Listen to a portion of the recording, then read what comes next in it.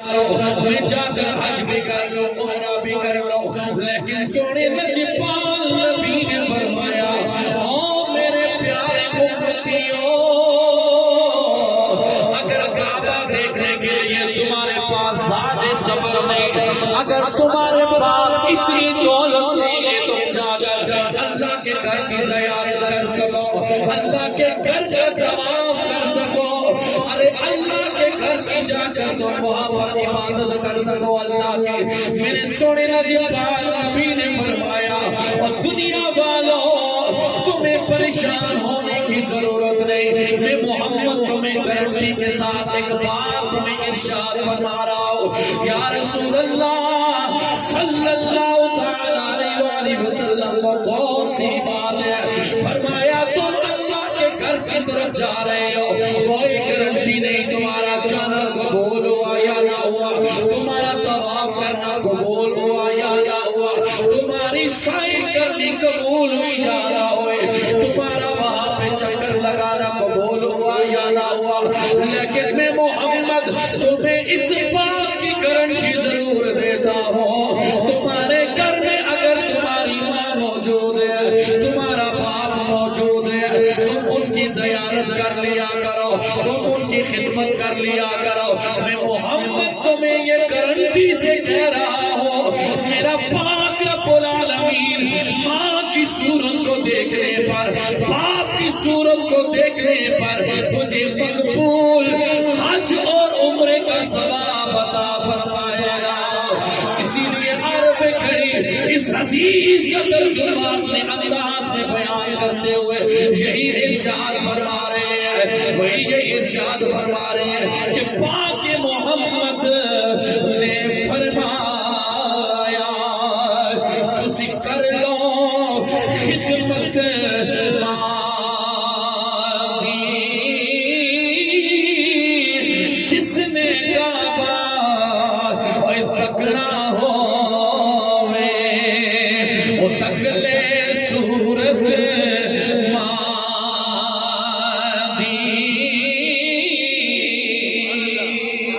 میرے سونے لجپال نبی کے غلام، آج اگر میں 4-5 نمازیں پڑھ لوں، 4 دن میں نیکی کی بات کرنے لگ جاؤں، 4 دن میں صدقہ و خیرات دینے لگ جاؤں، میں سمجھتا ہوں زمین کے اوپر مجھ سے کوئی بہتر نہیں، اپنی ماں سے گفتگو کا میرا انداز بدل جاتا ہے۔ تکبر اور غرور کی وجہ سے کئی لوگوں کے پاس دولت آ جائے، بوڑھے ماں باپ کو کوئی ویلیو نہیں دیتے، ان کے پاس بیٹھنا تک گوارا نہیں کرتے، انہیں وقت دینا گوارا نہیں کرتے۔ اللہ کی عزت و جلال کی قسم، جو میں اپنے ماں باپ کے پاس بیٹھتا ہے، میرے سونے لجپال نبی کے غلاموں، سمجھو کوئی اللہ کی رحمت کے سائے تلے بیٹھا ہوا ہے۔ ماں باپ کے پاس بیٹھنے والا میری آخری گفتگو ہے، میرے سونے لجپال نبی کے غلاموں، حضرت بایزید بستامی رحمت اللہ تعالیٰ علیہ 6 سال تک جنگلوں میں جا کر بیٹھے رہے، میں اللہ کی رضا حاصل کر لو، اللہ کا قرب حاصل کر لو، اللہ کا نیک بندہ بن جاؤ، اللہ کا ولی بن جاؤ۔ ایک رات گھر واپس آئے، کہا جا کر ماں کا پتہ تو کر لو، ماں کے پاس تشریف لائے، ایک رات گھر میں رہنے کا موقع ملا، ماں کو پیاس لگی، کہا بیٹا پانی لا کر دے دو۔ حضرت بایزید بستامی رحمت اللہ تعالیٰ علیہ گھر میں پانی لینے کے لیے گئے، مشکل میں پانی موجود نہیں تھا، آپ وہاں سے اپنے گھر سے باہر نکلے، چشمے سے پانی لے کر واپس تشریف لائے، ماں کی آنکھ لگ چکی تھی، اب پریشان تھے، اب کیا کرو، ماں کو جگاتا ہوں تو ماں کے آرام میں خلل پیدا ہو جاتا ہے، ماں کے آرام میں خلل پیدا ہو جاتا ہے۔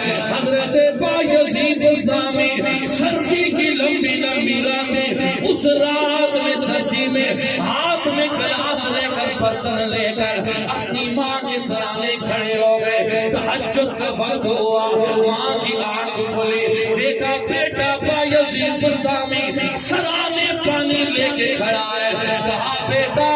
تو ابھی تک جاگ رہا ہے، میں نے تو رات کو پانی مانگا تھا. آگے سے حضرت بایزید نے فرمایا اماں جان گھر میں پانی نہیں تھا, میں چشمے پہ چلا گیا پانی لینے, واپس آیا تو آپ کی آنکھ لگ چکی تھی. حضرت بایزید کی والدہ فرمانے لگے بیٹا بایزید مجھے جلا دے دے. ماں کو جواب دیا کہا اماں جان میں نے سوچا کہ آپ آرام کر رہی ہیں, اگر میں نے آپ کو جلایا پتہ نہیں دوبارہ آپ کی آنکھ لگے گی یا نہ لگے گی. گھر میں والدین ہوتے ہیں, ایک دفعہ آنکھ کھل جائے دوبارہ آنکھ نہیں لگتی. اولاد کو اپنی ماں باپ کے سکون کا خیال نہیں ہوتا. رات کو وہ ویڈیو لگا کر اونچی آواز سے سن رہے ہوتے ہیں, کبھی لیٹ دروازے کھول کر اپنے والدین کے سکون میں ان کے آرام میں خلل ڈال رہے ہوتے ہیں, انہیں احساس نہیں ہوتا. لیکن بایزید بسطامی نے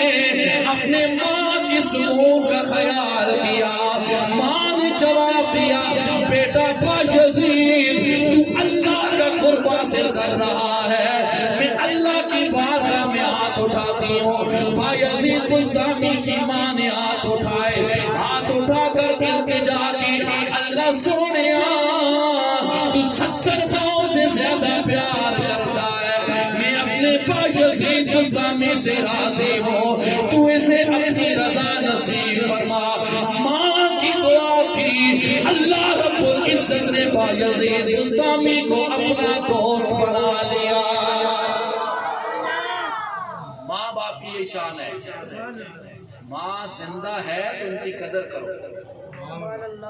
زندہ ہے تو ان کی بولو بولو زندہ ہے تو ان کی. اگر یہ دنیا سے چلی جائیں تو پھر کملی والے کے غلاموں یہ برکتیں یہ سعادتیں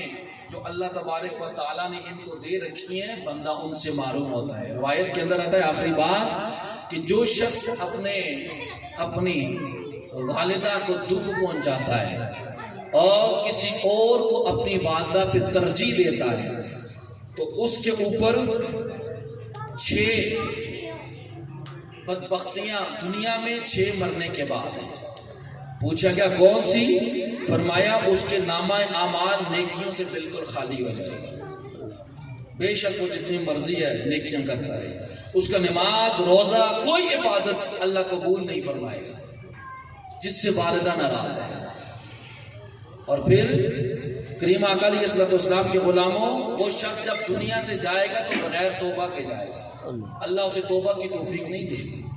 اور جو شخص توبہ کر لیتا ہے وہ اس طرح گناہوں سے پاک ہو جاتا ہے جس طرح آج ہی اپنی ماں کے پیٹ سے پیدا ہوا. دنیا سے بے ایمان اٹھے گا اور بدکاروں کے گروہ میں اس کا حشر ہوگا, اور مرنے کے بعد جس وقت اس کا آخری وقت آئے گا کلمہ شہادت کو بھول جائے گا, کلمہ شہادت کو بھول جائے گا. منکر نکیر کا جو سوالات ہوں گے اس کے جوابات وہ نہیں دے سکے گا, اس کی قبر تنگ ہو جائے گی, اللہ تعالیٰ اس کی طرف نظر رحمت نہیں فرمائیں گے, وہ اللہ کی نظر رحمت سے محروم ہو جائے گا. اور فرمایا عذاب قبر کی سختی میں مبتلا ہوگا اور دوزخ کے اندر ڈالا جائے گا.